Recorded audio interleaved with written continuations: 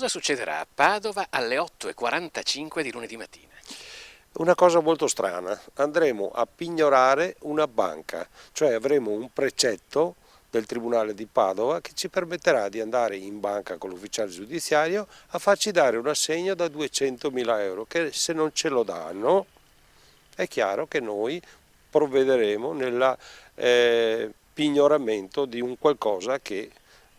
fino a concorrenza del valore. È soddisfatto il presidente di Confedercontribuenti Veneto, Alfredo Belluco. La vittoria della causa di un albergatore di Abano Terme, sostenuto dallo staff dell'associazione contro la sua banca, vivrà il suo epilogo lunedì mattina davanti alla filiale padovana dell'Istituto di Credito in piazzetta Turati, un appuntamento per il quale Belluco chiama a raccolta tutti i simpatizzanti con la causa. Abbiamo dimostrato che gli sono stati applicati spese, interessi, commissioni, oneri e quant'altro che hanno superato il tasso soglia di usura. Lo hanno fatto tutte le banche e adesso abbiamo il conforto anche di sentenze di Cassazione che ci danno ragione al 1000 per 1000 e noi chiediamo che vengano esaminati tutti i rapporti bancari, dai mutui ai conti correnti,